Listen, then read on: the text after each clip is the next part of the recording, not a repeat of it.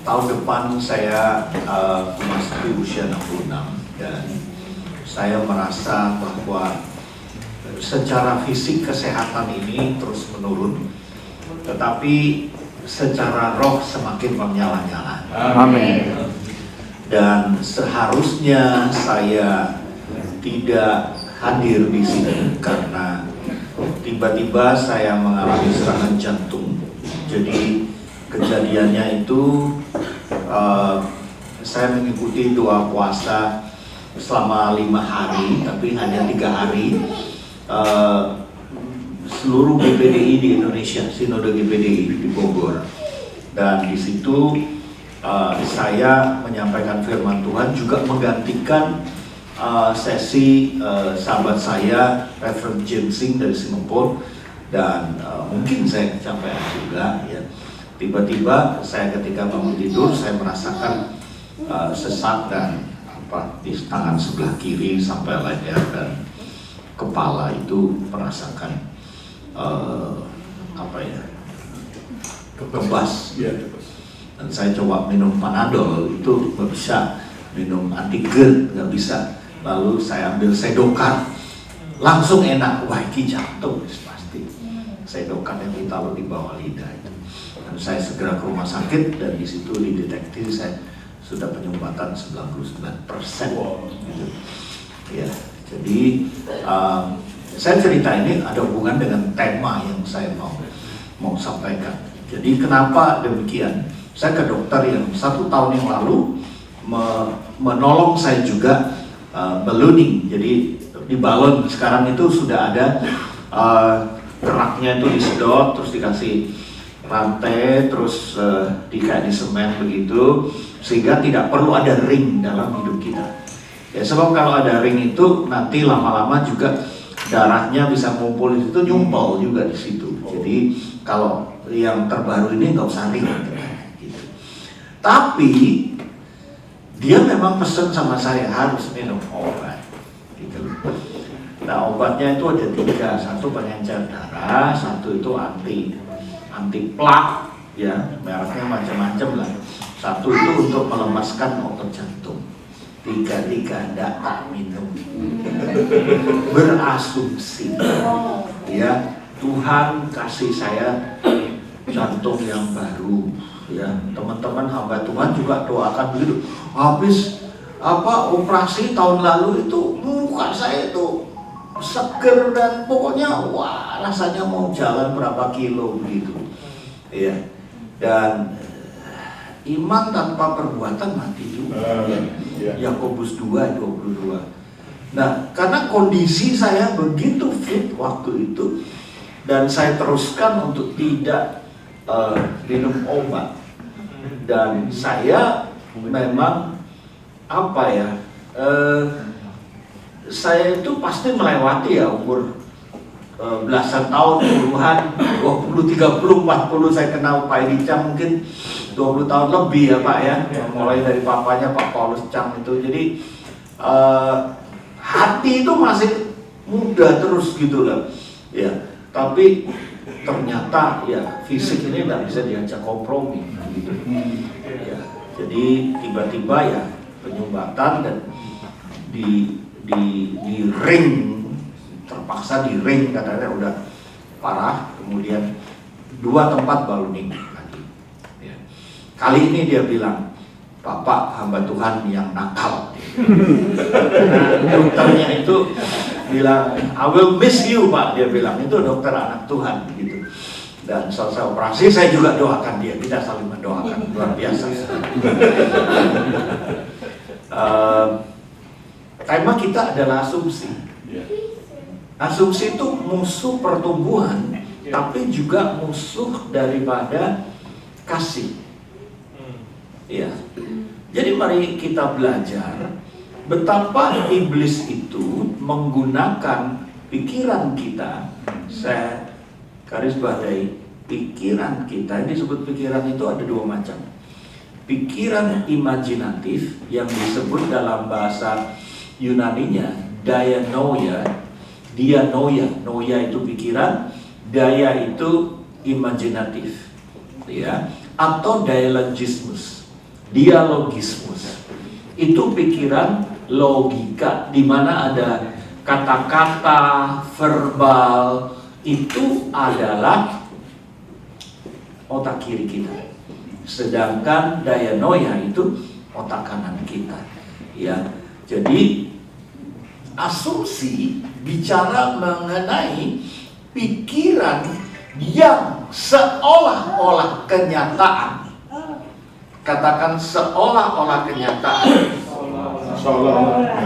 Nah, kata seolah-olah kenyataan itu kenyataan kan? Tidak. Seolah-olah laki-laki. Di Thailand itu banyak, saudara. Saya punya misionaris yang di Thailand, dan ketika jalan di satu tempat, dia bilang, "Pak Yakub, itu gadis cantik nggak?" Iya, dia bilang, "Nampaknya." Terus saya diajak untuk ke depan, cantik, rambutnya panjang, ya kan gitu. Terus diajak disapa sama misionaris saya, "Hai, oi." Jadi banyak bicara mengenai asumsi dalam hidup kita. Kalau kita tidak sadar, ini sudah digunakan oleh iblis ribuan tahun, saudara. Ingat Hawa jatuhnya karena apa? Asumsi. Dan mainnya ternyata sama. Bukankah itu nampak? Seperti bukankah, kata bukankah itu satu trik dalam komunikasi untuk memperbandingkan antara satu dengan yang lain. Justru ketika engkau makan buah itu, engkau akan menjadi seperti Allah. Emang Allah ngomong begitu? Kagak. Nah, berarti Adam dan Hawa dalam pembicaraan dicuri dengar oleh iblis. Oh, mereka sudah seperti Allah dan ingin menjadi seperti Allah. Lucifer sendiri ingin menjadi seperti Allah. Saya aja habis operasi sudah kepingin tubuh kemuliaan, dan tahunnya 1 tahun lagi kembret. Seolah-olah begitu loh. I'm okay, but suddenly not okay. Ananias dan Safira berpikir seolah-olah Petrus tidak tahu. Dan ketika tahu, tidak mau mengaku juga. Dan ketika istrinya datang, tidak mau mengaku juga. Akhirnya harus berujung pada kematian. Dan saya mengingatkan, tema ini akan melucuti siasat iblis. Amin.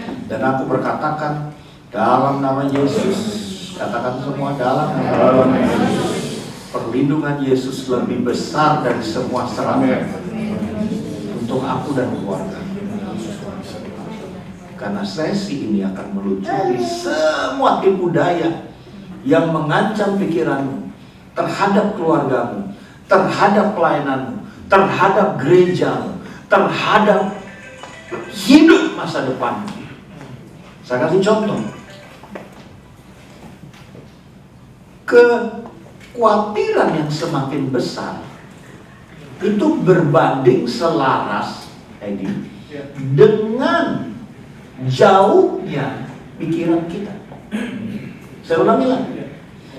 Besarnya kekhawatiran kita berbanding selaras dengan besarnya kekhawatiran kita.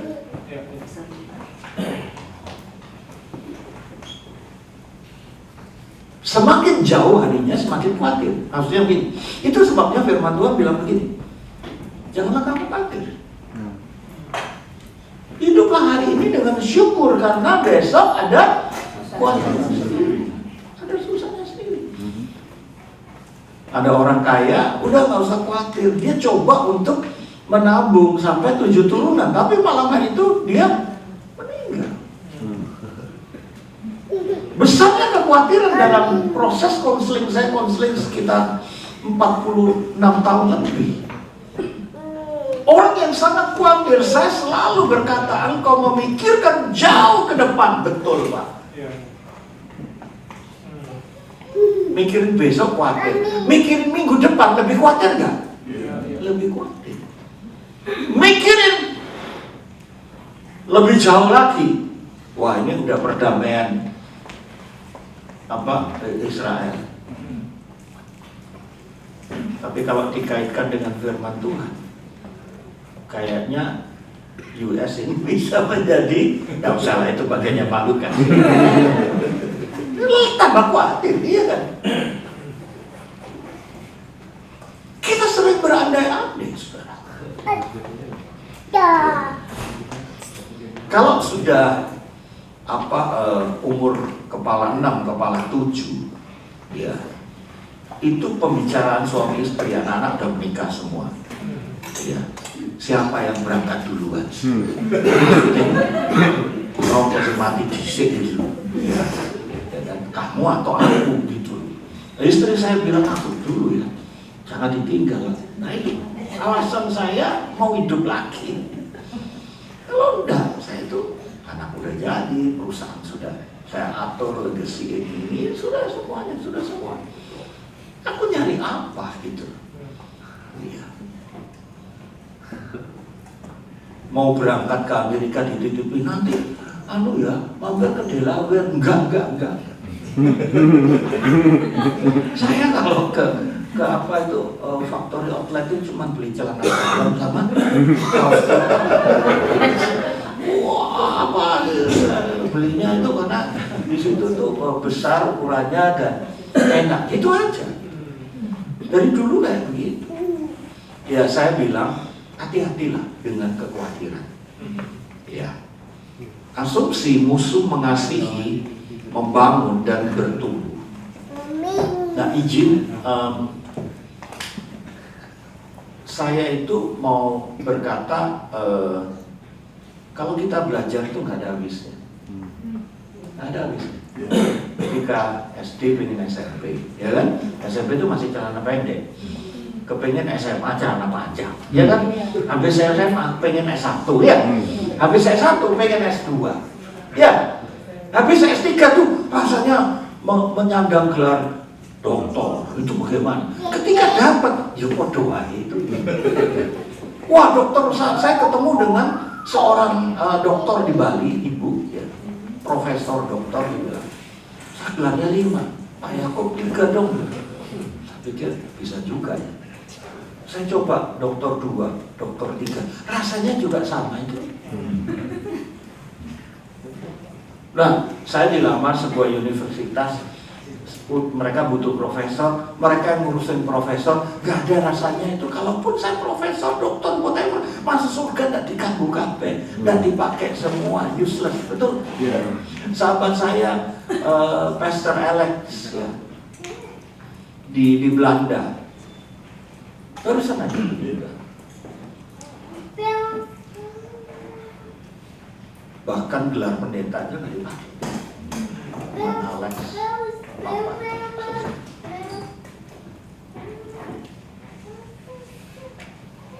bahkan ketika penghakiman terakhir, nama kita pun nggak dipakai, karena nama kita itu pemberian orang tua, ya kan? Paulus Cang, Edi Cang, anakmu ada Cangnya lagi.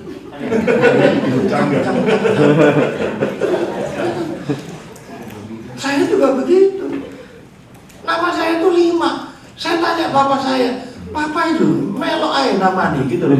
Yakob Esra Haryanto Paulus Bambang Sutejo. Lucu pakai nih Pak gitu loh. Ya Papa mau melok kamu terus katanya. Papa mau ikut. Sudah kadung itu tidak bisa. Gitu. Makanya anak-anak saya rubah gitu loh. Langsung Yakob Esra, Julius Esra, Harmoni Ezra, ya Harmoni itu, dan Melodion Esra. Jaset. Itu. Ya. Sudah dikasih Tuhan. Abram berasumsi. Saya sebut Abram karena Waktu itu namanya belum Abraham. Jadi dia sudah keluar dan ketemu Firaun.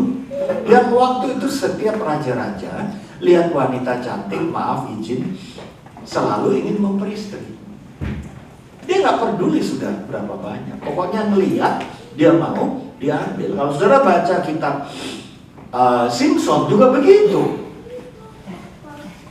Kejahatan pikiran laki-laki itu sudah ngelihat maunya memiliki. Dan saat itu siapa? Abram mendengar desas-desus. Katakan desas-desus itu belum tentu kenyataan.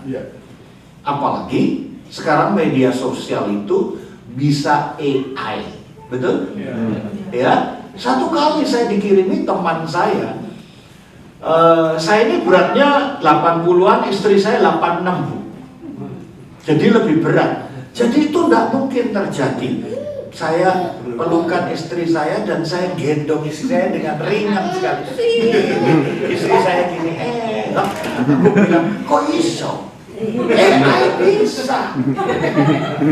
Lah itu kalau istri lah, kalau saya dipasangin sama perempuan lain bagaimana? Iya toh. Nah saya diskusi sama istri saya, kalau ini ada kata perempuan lain gimana?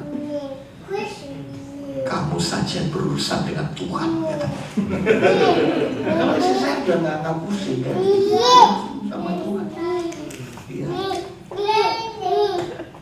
Sangkanya Firaun itu akan membunuh dia. Kalau saudara lihat di Kejadian 12 ayat sebelumnya. Karena kamu cantik, Sarai. Dan biasanya memang begitu. Biasanya itu asumsi. Maka dia mulai rekayasa. Ingat, asumsi dimulai dari pikiran negatif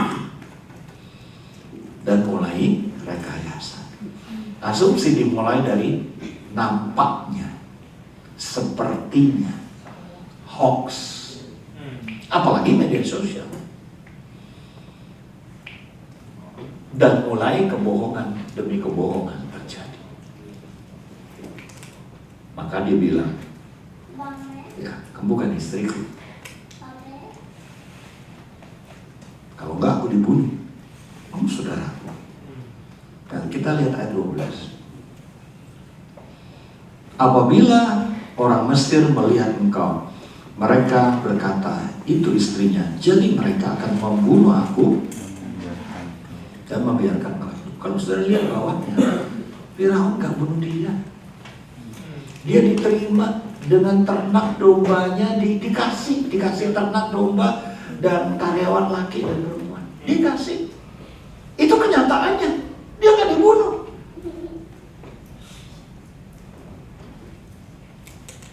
Walaupun akhirnya memang ada tulah. Dan sampai Tuhan turun tangan, asumsi itu berhenti. Katakan, hanya Tuhan yang bisa menghentikan asumsi. Hanya Tuhan yang bisa menghentikan asumsi. Asumsi itu menimpa orang benar, tapi hanya Tuhan yang bisa menghentikan. Mari kita lihat selanjutnya, saudara. Di Kejadian 20 ayat 11. Jadi ketika itu setelah dia bebas, ya, namanya sudah Abraham. Ya, saya pikir wah ini lebih bagus ini ya. Sudah bapak orang beriman. Dia masuk negeri Gerar. Itu rajanya, waktu saya teliti, sadis, namanya Abimelek. Bukan hanya cinta uang, cinta wanita tapi sadis, segera dibunuh, jebret. Udah kenyataannya kayak begitu. Namanya Abimelek. Lalu Abraham berkata, aku berpikir, aku berasumsi, takut akan Allah tidak ada di tempat ini. Tentulah aku akan dibunuh karena istriku. Ini keberapa?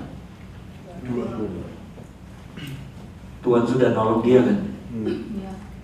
Tapi otak dia tetap khawatir.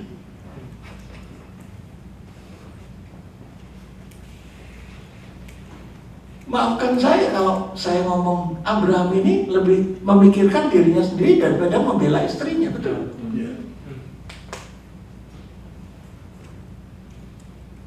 Dan dia gara-gara asumsi berbohongan. Dan kalau Firaun masih ditaruh di harem, kalau ini langsung dibawa kamar utama mau dinikahi dan dikawinin, disetujui. Tapi saat itu juga Tuhan bilang, mati kamu. Kaget Abimelek. Dia bukan istrinya. Tidak. Kalau saudara baca terus, saudara akan lihat. Kamu berdosa terhadap orang benar dan aku. Orang benar itu dibela. Dan hanya Tuhan yang bisa menghentikan asumsi itu. Makanya kalau hidupmu diasumsikan orang lain, diam aja, doa, minta pembelaan Tuhan. Dan saat itu istrinya dibebaskan. Belum sampai disentuh. Itu jelas firman. Nah, kita lihat sekarang itu perjanjian lama ya.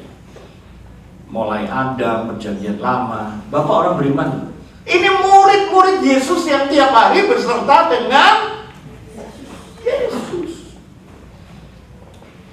Apalagi saya dan saudara yang tiap hari yang sudah mungkin saat teduh, sudah ke gereja, sudah kasih perpuluhan, sudah melakukan yang benar. Saya berdoa buat Virgo yang indah tiba-tiba sakit dan sudah sembuh semuanya, tiba-tiba sakit lagi. Saya juga berpikir, saya ini kurang apa, kenapa Bu Yayu tidak, ini satu-satunya ke luar negeri, saya itu sendirian Pak, sepanjang saya menikah. Sedih hati saya. Biasanya dengan istri, tapi istri saya sudah 24 jam dengan oksigen. Why? So many negative thinking, Seringkali kita membandingkan apa kita lakukan. Kenapa anakku begini? Kenapa anakku begitu? Dan saya konselor hamba Tuhan. Saya tidak menolak kalau disebut hamba Tuhan senior, karena yang umurnya di bawah saya itu biasanya konseling sama saya. Antar benua, tapi biasanya ya hamba Tuhan Indonesia. Kenapa? Saya sudah melayani puluhan tahun. Kenapa? Ya saya sebutkan ayatnya. Yesus sendiri diasumsikan bukan Mesias, betul? Sampai hari ini pun begitu. Susah sekali menghapus asumsi atau sudut pandang orang itu terhadap orang benar, saudara.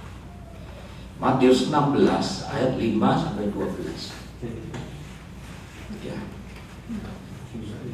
Bolehkah karena mata tidak terlalu terang, siapa yang bisa baca? Edi ini pembelajar. Dia kalau sudah ada yang bagus gitu dicatat, dan dia sekarang dia bilang, saya datang dengan 2 guru, Pak Yakub sama Pak Jeffrey. Isinya lega dulu Pak Lukas. Ya, silakan dibaca. Iya. Saya bacakan Matius 16 ayat 5 sampai 12. Pada waktu murid-murid Yesus menyeberang danau, mereka lupa membawa roti. Yesus berkata kepada mereka, berjaga. Yang lupa siapa? Yang lupa murid-murid dong. Ya, terus.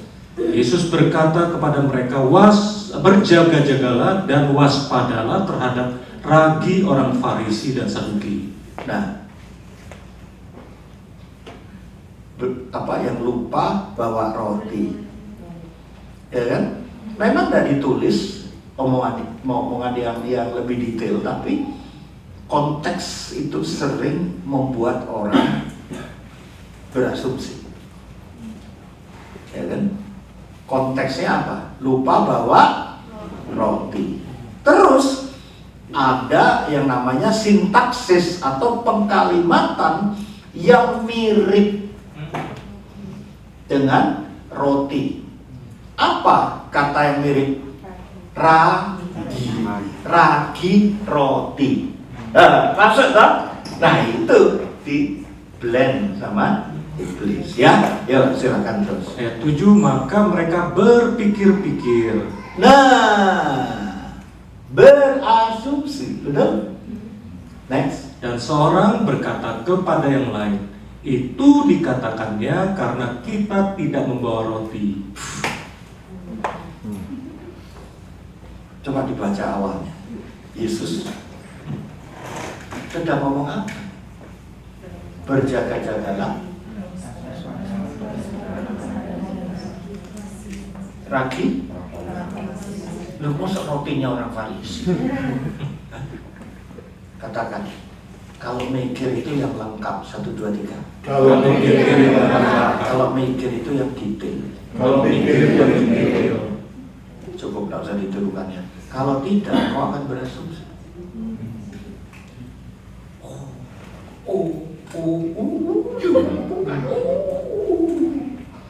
Betul? Ragi roti. Saya pertama berpikir, ya nggak salah. Tapi Roh Kudus bilang Yesus itu sebelumnya sudah pasti jelasin ini sebetulnya bukan itu maksudnya. Coba baca lagi. Ayat 8, dan ketika Yesus mengetahui apa yang mereka perbincangkan, ia berkata, mengapa kamu memperbincangkan soal tidak ada roti, hai orang-orang yang kurang percaya? Berhenti. Katakan bersama, asumsi menyerang orang kurang percaya. Asumsi menyerang orang kurang percaya. Kalau orang beriman, itu benteng untuk mengalahkan asumsi. Amin. Dan Tuhan sendiri yang membela.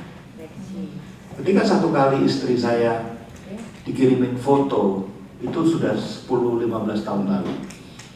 Pernikahan kami waktu itu sudah 24 tahun. Saya masih aktif bekerja, meeting dengan klien, ya bisa laki, bisa perempuan, tapi ada yang usil di foto, jepret. Lihat suamimu selingkuh. Tahu istri saya jawab apa? Karena saya diberitahu semua sama istri saya. Dia menjawab, I trust my husband.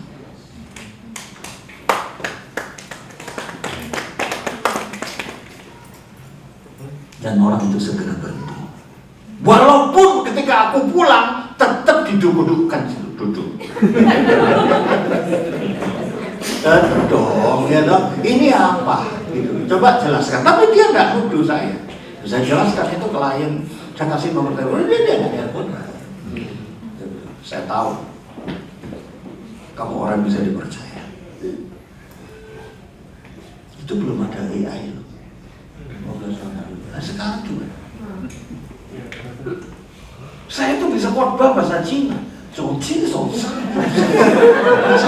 Bisa. Persis mulutnya dan suara saya bisa. AI. Dan saya tuh melihat video Pak Harto almarhum beguyu-guyu, ya apa enak di zamanmu ambil zamanku. Kata-katanya tinggal diketik dan dia baca dan dia senyum-senyum begitu. Yang sudah mati pun bisa hidup lagi. Nah kalau lihat kayak begitu, asumsi selalu menyerang apa yang bisa dilihat dan apa yang bisa didengar dan apa yang bisa dipikirkan. Kalau firman Tuhan bilang apa yang tidak pernah kau lihat, tidak pernah kau dengar dan tidak pernah kau pikirkan, itu datangnya dari Tuhan.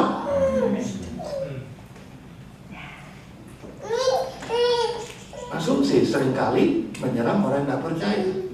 Dan apakah iblis itu tahu isi hati kita? Enggak. Tapi dia bisa baca bahasa tubuh. Kalau kita tidak percaya dengan omongan orang, pertama, tindakan itu tangan. Gitu. Kalau laki biasanya gini, atau kalau perempuan bisa gini. Atau Iblis bisa melihat. Ini mulai nggak percaya. Masuklah asumsi. Silakan Pak Edi. Terus Ayat yang ke-9. Belum juga kamu mengerti, tidak kamu ingat lagi akan 5 roti untuk 5.000 orang itu, dan berapa bakul roti kamu kumpulkan kemudian? Ayat 10. Ataupun akan 7 roti untuk 4.000 orang itu, dan berapa bakul kamu kumpulkan kemudian? nah, saudara ada yang baru tahu, ini kejadian 2 kali loh. Iya. Kasih makan itu bukan sekali loh. Yang diomongin cuma 5.000. 5 roti, ini ada 7 roti. Terus Ayat 11. Bagaimana mungkin kamu tidak mengerti bahwa bukan roti yang kumaksudkan? Aku berkata kepadamu, waspadalah terhadap ragi orang Farisi dan Saduki. Ayat 12. Ketika itu barulah mereka mengerti bahwa bukan maksudnya supaya mereka waspada terhadap ragi roti, melainkan terhadap ajaran orang Farisi dan Saduki. Pak Kudus, aku berdoa supaya umatmu di sini disadarkan, termasuk diriku, Pastor Edi, Pastor Lukas, juga Pastor Shirley, dan siapapun di sini. Jangan berasumsi. Karena dominan utama, apa ya bahasa Indonesia, pikiran utama itu selalu menjadi dasar asumsi. Kalau pikiran utamamu kau sudah curiga sama pasanganmu, pikiran utamamu apa-apa uang, pikiran utamamu apa-apa tentang ketakutan kehilangan kekuasaan dan lain sebagainya, itulah yang dipakai dasar oleh iblis untuk berasumsi. Berarti dominan top murid-muridnya apa Pak ini? Roti. Dan kenapa ini ulasan teologis secara exegesis? Kenapa Yudas mengkhianati? Karena dia kepingin gurunya jadi raja. Bayangkan, raja yang bisa kasih makan, raja yang bisa menyembuhkan, itu kenceng banget, betul nggak?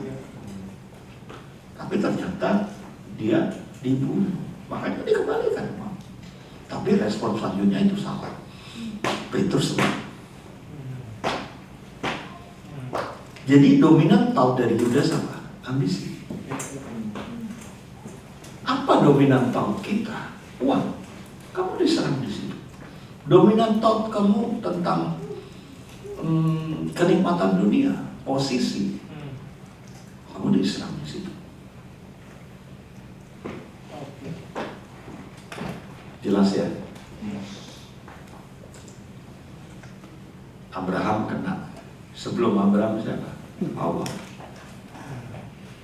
Dan kalau saya bahas itu di sekolah teologi, saya ngajar sekolah teologi, itu hampir tokoh-tokoh di Perjanjian Lama dan Baru berasumsi. Dan asumsi, kata Mark Landon, temannya Pak Lukas juga, itu sumber segala kekacauan. Asumsi sumber segala kekacauan. Saya setuju. Asumsi adalah berpikir seolah kenyataan, katakan seolah kenyataan, tapi tanpa bukti. Itu sebabnya seorang laki-laki atau pasangan atau orang dituduh, mana buktinya, mana buktinya, mana buktinya. Begitu dikasih bukti baru ngaku. Itu juga kebohongan sesudah asumsi, saudara. Minta bukti, padahal memang kenyataannya iya. Itu berasumsi bahwa dia tidak melakukannya. Asumsi itu sumber segala kekacauan. Amsal 23 ayat 7a. Sebab seperti orang yang membuat perhitungan, berasumsi dalam dirinya sendiri, demikianlah ia. Dengan kata lain, so real. Asumsi itu like AI, so real. Saya bisa ngangkat istri saya yang seberat itu. Dulu pas menikah, Bu Shelly, istriku tuh 36. Saya bisa angkat. Lah saya itu 86 aku ceblok ya. Blosok. Nggak bisa. Tapi AI dengan mudah. Seolah-olah. Nah, pola pikir yang seperti ini adalah fungsi otak yang nggak mau check and recheck atau rethinking. Emosinya jalan dulu.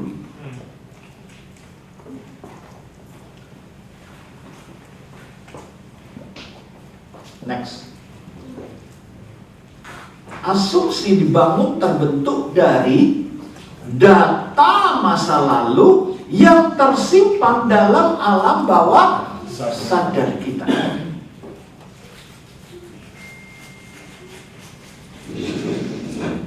Kalau yang tahu cuma iblis, kita enggak. Iblis itu tahu yang lalu. Itu sebabnya kalau ada orang nubuatan sekalipun hamba Tuhan, dia hanya membicarakan yang lalu, tidak pernah membicarakan yang akan datang. Itu bukan nubuatan. Karena nubuatan itu selalu bicara yang akan datang. Setuju? Engkau begini-begini, itu berarti dukun. Oh, tapi kita impress. Kemarin jam 9 kau begini-begini. Wih, bener, kok bisa tahu ya? Ya iblis ya tahu. Tapi ada yang lebih penting, saudaraku. Nubuatan itu konfirmasi.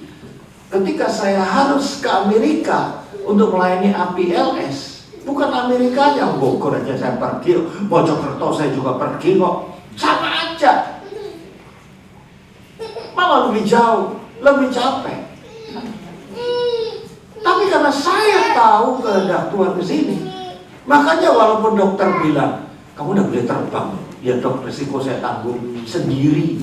Dokternya bilang, kamu tanggung sendiri ya? Iya, tapi saya sama Tuhan dok yang tanggung. Dokter itu geleng-geleng kepala, wablak kamu itu. Dia itu surat terbang. Ya. Asumsi itu dibangun dari terbentuk data masa lalu. Data masa lalu saya berarti pernah nggak sakit tetap ngotot pelayanan malah sembuh? Sering. Saya demam, otot khotbah begitu keringatan malah sembuh, makan banyak. Ya itu. Data masa lalu saya apa itu? Saya pernah kena cacar ular gitu ya. Wah, masuk rumah sakit belum sembuh sudah pelayanan malah sembuh. Lah ini gitu loh. Data masa lalu saya gitu. Tapi ini sebenarnya dibilang salah ya salah, dibilang mujizat ya mujizat. Tapi hati-hati, itu banyak asumsi. Saya kan juga bilang, apa bedanya orang kerasukan sama orang kesembuhan batin? Kerasukan itu ada setan di dalam dia. Dan kalau ditengking bisa keluar. Lah kalau kita nengking-nengking, tidak keluar-keluar sampai kehilangan iman, jangan salah, berarti dia itu perlu kesembuhan batin. Di ibadah saya kasih tahu kan. Taunya gimana? Gampang, cubitan aja. Kalau dicubit dia aduh gitu, ada reaksinya. Itu pasti tidak ada setannya. Kalau ada setannya itu udah sakit. Amin. Itu aja. Itu sebabnya saudaraku, katakan bersama saya, aku harus menjaga pikiranku benar. Aku harus menjaga pikiranku benar. Filipi 4 ayat 8 berkata, jadi akhirnya saudara-saudara semua yang benar, yang mulia, Semua yang adil, semua yang suci, semua yang manis, semua yang sedap didengar, semua yang disebut kebajikan, dan patut dipuji, pikirkanlah semua. Dengarkan baik-baik. Kalau engkau memikirkan antagonis atau lawan dari ini, engkau akan diserang asumsi. Ketika engkau berpikir tidak benar, asumsi akan masuk. Ketika engkau berpikir yang tidak mulia, asumsi akan masuk. Ketika engkau berpikir yang tidak adil, engkau diperlakukan tidak adil oleh orang tuamu, oleh hamba Tuhan, oleh temanmu, oleh teman bisnismu, asumsi akan masuk, merasuk. Ketika tidak manis, ketika tidak sedap didengar, engkau dikritik,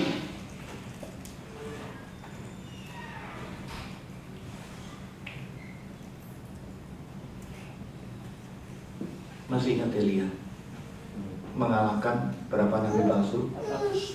Sifat 400. Kalah sama satu wanita. Tapi jangan sembarangan. Dia wanita yang ditunggangi oleh setan. Kalau wanita di BMC nggak ada setan, ada Roh Kudus. Hati-hati laki-laki. Ya. Wanita yang ditunggangi setan itu tanda-tandanya ada 5. Mau tahu? Semangat ya. Nomor 1, roh Isabel itu selalu mengontrol, menguasai,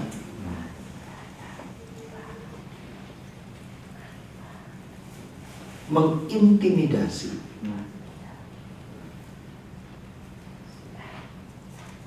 dan memberi masukan palsu. Dan yang kelima, selalu memikirkan dirinya sendiri. Kalau ada 5 itu tanda di istri kita, bawa ke konselor. Serius. Atau kalau dalam keadaan enak, ya tunjukkan khotbah saya ini. Kalau dia tidak marah, berarti aman. Kalau dia marah, demo aja. Berarti memang benar. Kamu menuduh aku begitu ya? Ya, itu kan sudah ancam ya kan? Itu benar ya, kamu demo aja. Enggak, Pak Yakub yang ngomong gitu. Ini Pak Yakub, kamu enggak gitu ya? Wes gitu atau kok marah sih gitu. Nah, besok itu lagi. Sampai dia bertobat. Saya diundang ibu-ibu WBI dari Wanita Betel Indonesia. Saya ceritakan juga. Dan kalau wanita cuma 5 kan. Kalau Ahab 10 tanda-tanda Ahab. Tapi itu nanti 2 tahun lagi kalau saya datang lagi. Jadi data masa lalu itu bisa kecurigaan, bisa negatif thinking, lawannya ini semua loh. Yeah. Kalau engkau ada lawannya ini semua, 100% pasti asumtif.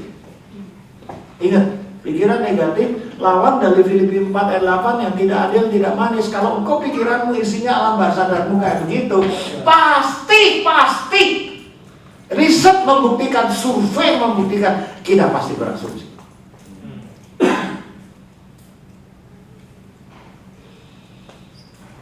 Alam bawah sadar kita next harus dipenuhi oleh iman, kasih, dan pengharapan. Haleluya.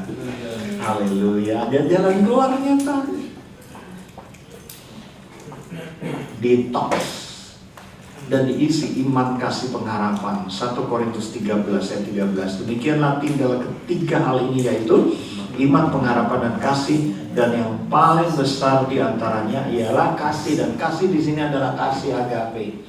Ketika kasihmu masih kasih eros, kasih filia, apa bedanya? Kasih agape itu tidak mengharapkan apa-apa.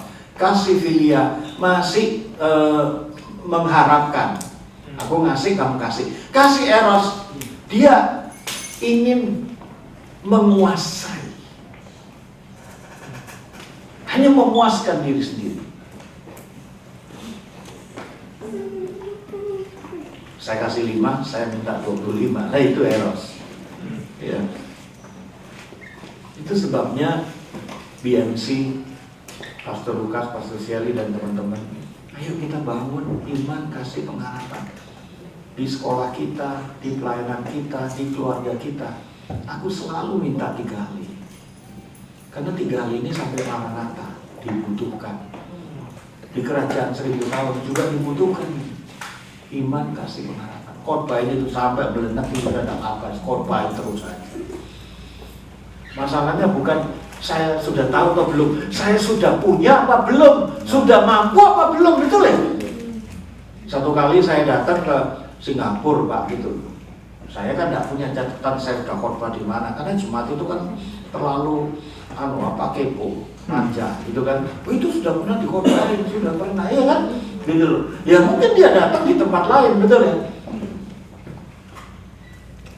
Dan saya cuma nanya, walaupun itu alasannya membela diri. Kamu sudah melakukan belum? Belum, Pak. Ya sudah, dengerin lagi padahal itu. Pokoknya pendeta itu ya ada 5. Guru, orang tua, pemimpin, bos, pendeta. Itu tidak kalah. Pasti menang. Sudah dilakukan belum? Belum, ya sudah, tidak apa-apa. Mari kita pulang, aduh, matang aku.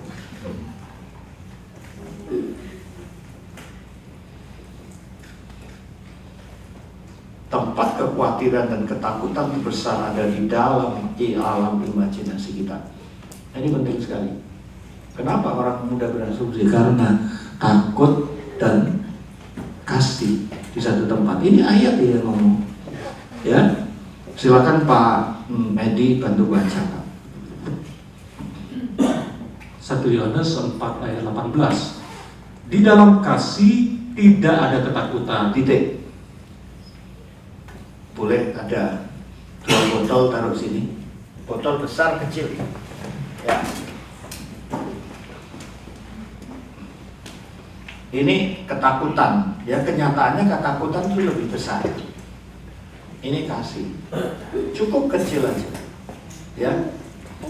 Di dalam kasih ini tidak ada ketakutan. Kasih. Ya. Ini nggak ada. Coba baca lagi. Kasih yang sempurna melenyapkan ketakutan. Kasih yang sempurna melenyapkan ketakutan. Betul? Ya, next. Sebab ketakutan mengandung hukuman, dan barang siapa takut, ia tidak sempurna di dalam kasih. Kata firman Tuhan, ketika kita memilih ketakutan, kasih ngalah. Dan ternyata kasih dan ketakutan tempatnya sama. Di mana? Di fungsi otak, dianoia. Di mana Tuhan juga ada di situ. Seharusnya Tuhan membela, Tuhan menang. Tapi kalau kita memilih ketakutan daripada kasih,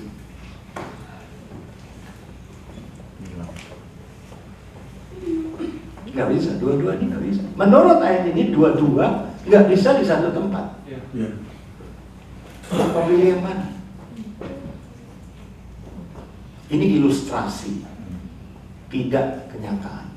Seorang jatuh ke jurang dan dia diselamatkan dengan berpegangan pada akar pohon.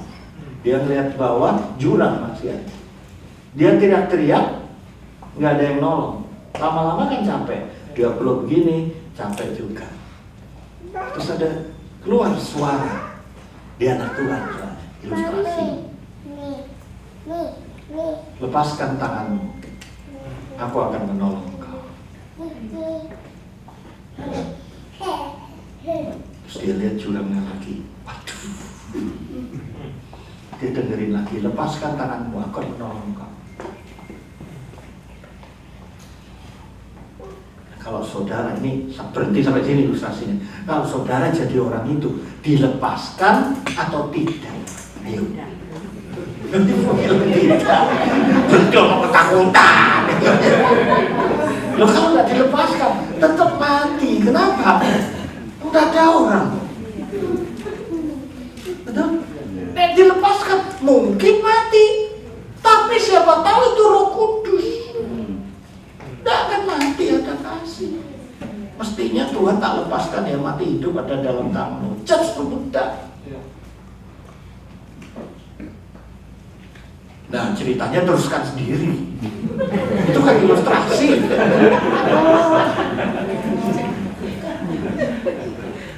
Tiba-tiba ada anunet di bawahnya. Oh, haleluya, itu berarti happy ending. Nek tebok ono mati ya wis. Filmnya gak happy ending, elek ngono kan gitu. Katakan, ketakutan dan kasih adalah pilihan kita. Ketakutan dan kasih adalah pilihan kita. Kalau saya harus memilih, Anda harus memilih. Pilihlah iman. Amin. Jangan ketakutan. BMC 2 mau dibangun. Pasti ada orang bilang, wah BC, wah belum tahu, belum tentu apa. Pilihlah. Gimana? Di siang saya makan di Indus. Wah, antri sebelahnya tuh ayam itu sampai bukaran juga, saya ikutin video. Terus selesai, saya diajak muter sama Pak Petra. Saya nggak sebut lah, itu nggak sopan. Pokoknya toko-toko sebelahnya itu satu orang pun itu nggak ada yang datang. Saya ngerame 2 toko itu tok, keliling itu nggak ada. Saya bilang sama beliau, ini kayak Mesir sama Kanaan. Dan beliau selalu bilang, karena Tuhan, karena Tuhan, karena Tuhan. Rendah hati orang itu. Ya. Next. Pentingnya menjaga alam bawah sadar itu, yaitu hati kita. Amsal 4:23, jagalah hatimu dengan segala kewaspadaan, diligence, ya, dikontrol dengan rutin karena dari situlah terpancar kehidupan. Jadi kalau hatimu takut, tanya gitu, kenapa saya takut? Kalau hatimu khawatir, kenapa saya khawatir? Hatimu senang, kenapa saya senang? Kalau kita senang, takut, khawatir, tidak tahu sebabnya, berarti koplak. Tahu nggak koplak? 11 kurang 1/4. Aku senang, kenapa senang? Tidak tahu loh, aku itu senang. Kenapa tidak tahu? Udah tak nangis sendiri lah, itu waktunya minum obat. Paham saudaraku? Karena faktor hormonal itu bisa orang membuat senang dan nangis. 4 hormon kebahagiaan itu endorfin, dopamin, oksitosin, sama serotonin. Serotonin, oksitosin, and so. Dan hormon kewaspadaan itu kortisol. Nah kalau hormon dopaminnya naik, adrenalinnya naik, orang bisa nekat. Nah ketika hormon kortisol naik dan endorfin naik, orang itu bisa berat rasanya. Kalau dopamin naik sama kortisol naik, orang itu walaupun berhasil, rasanya gelisah terus. Itu sebabnya harus dibantu obat yang namanya uptaker serotonin, serotonin uptaker. Udah boleh, karena cat juga katanya serotonin uptaker itu menetralisir semua. Dan itu nggak selalu, kalau ada gitu segera minum selesai. Aman, tidak ada yang samping.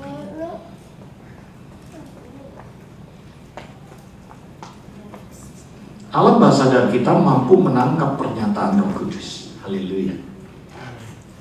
Ya. Silakan dibaca 1 Petrus 1 ayat 13. 1 Petrus 1 ayat 13. Sebab itu siapkanlah akal budimu, waspadalah dan letakkanlah pengharapanmu seluruhnya atas kasih karunia yang dianugerahkan kepadamu pada waktu penyataan Yesus Kristus. Jadi kalau kita ingin mendapatkan pernyataan Yesus Kristus, Pak Edi, apa yang harus disiapkan? Akal budi. Akal budi itu dialoga, bukan dialogismus. Otak kanan kita, bukan otak kiri kita. Kita harus mengasihi Tuhan dengan otak kanan. Otak kiri mengasihi Tuhan, Tuhan tidak kelihatan.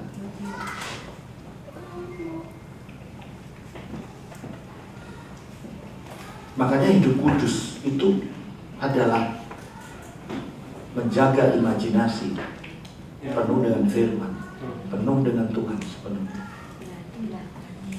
Ada pikiran negatif, ingat firman, perkatakan firman. 3 cara mengubah asumsi menjadi iman. Terakhir ini 3 caranya. Hai sayang, luar biasa. Cucuku laki perempuan, pengen cucu laki. 3 cara mengubah asumsi menjadi iman. Pertama, menguji asumsi dengan kebenaran firman. Galatia 3 ayat 11, silakan Pak Edi. Galatia 3 ayat 11. Dan bahwa tidak ada orang yang dibenarkan di hadapan Allah, karena melakukan hukum Taurat adalah jelas, karena orang yang benar akan hidup oleh iman. Dengaran baik-baik. Ini yang terakhir. 3 hal yang terakhir. Asumsi adalah kawinnya iman.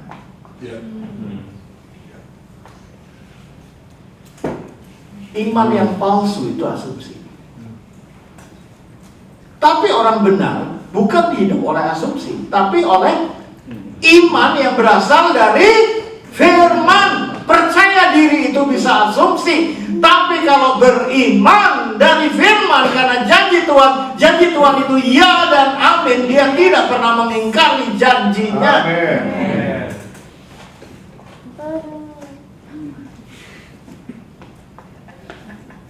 Saya selalu mengajar ada belief, ada trust, ada faith, ada percaya, ada yakin, ada beriman. 2 ini biasanya berdasarkan informasi atau pengalaman. Tetapi kalau iman selalu berdasarkan firman. Itu bedanya. I trust in you because you have experience on you. I believe you because you have knowledge. Tapi I faith on you. Nggak perlu janji Tuhan. Nggak ada PHP kalau faith. Yang kedua, makanya baca firman itu bukan, wah aku bosan loh Pak, apa lagi anak muda, masa ditanya saat teduh terus saja. Sudah saat teduh belum, sudah doa belum, itu untuk kepentingan masa depan. Ya, yang kedua, lakukan kebenaran, jangan pasif. Mulailah melangkah dengan iman. Silakan Pak Edi. Galatia 3 ayat 11, dan bahwa tidak ada orang yang dibenarkan di hadapan Allah, karena melakukan hukum Taurat adalah jelas, karena orang yang benar akan hidup oleh iman. Yakobus 2 ayat 24, jadi kamu lihat bahwa manusia dibenarkan karena perbuatan-perbuatannya dan bukan hanya karena iman. Iman tanpa perbuatan mati. Jadi pertama ada firman, ada iman, dan perbuatan. Bebas asumsi. Bebas. Ada pikiran negatif, just go through. Just go through. Yang terakhir, ketiga, konfirmasi dengan para pemimpin roh. Amsal 15 ayat 22, rancangan gagal kalau tidak ada pertimbangan, tetapi terlaksana oleh penasihat. Satu kali saya mau beli satu properti dan saya ragu-ragu karena harus utang bank. Dan saya yang pertama tanya istri, anak, kemudian tanya pemimpin rohani. Itu lokasinya dekat gereja, di Jalan Industri, di Jakarta Pusat. Luas bangunan itu hampir 1.000 di Jakarta Pusat, tapi kayak tingkat 4 gitu. Tanahnya nggak luas. Harga cuma 2,5 miliar. Itu berapa itu? Kurang 350 ribu. Murah banget, murah. Lihat sebelahnya, saya lihat sertifikatnya ada. Bahkan pump listriknya itu pabrik konveksi. Jadi saya tanya istri saya berdoa bilang tidak. Saya punya 3 anak laki. Anak pertama, ya beli. Anak kedua bilang, ya beli. Anak ketiga, tidak. Kenapa? Karena mama tidak. Karena mama tidak. Powerful mom. Iya, the powerful mom. Yang ketiga tuh siapa? 1, 2 tuh dokter Pak sekarang. 1 dokter konseling, satunya dokter psikologi. Ya gak dokter itu semua melok mami opo is melok aja. Ya, tapi kan nggak sah kan ya. Ya. Nah, saya kan orangnya pinter, kasih 5 alasan kenapa tidak, sekali alasan gitu. Sedih saya, sedih. Ya, Saya nggak usah cari pemimpin rohani, ahli istri aja nggak setuju yang ahli pemimpin, nggak usah cari pembelaan, gitu. Pokoknya nggak setuju. Saya ajak dia ikut, bagus, konveksi. Pokoknya nggak setuju. Saya sedih. Setahun berlalu, rumah itu laku, tapi kasus. Kenapa? Sertifikatnya 2. Makanya dijual. Apa yang bisa dilihat mata itu bisa tertipu. Asumsi. Jadi kesimpulannya apa sih? Selain jangan berasumsi, dengarkan nasihat istri. Serius. Ya. 1 Petrus. Bapak begitu. Ya, 1 Petrus 3 ayat 7. Jadikan istri itu teman pewaris tahta kasih karunia Allah. Bisa aja istri salah. Ya, dari 10 salahnya 2, yang benar berapa? Berapa? Salah 3, yang benar 7. Pak, saya 50-50. Saya kan bukan dengan Bu Yayu. Bu Yayu kan luar biasa wanita bijak. Ini wanita blow on, Pak. Gitu. Tapi tetap apa yang disatukan Tuhan?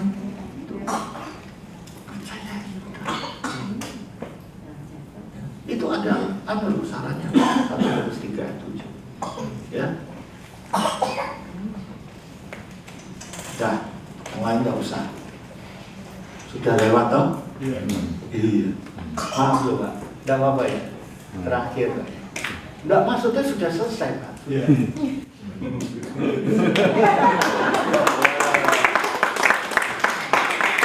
Wajahnya haus dan lapar. Lagi, saya tidak mau. Ya, kita berdoa.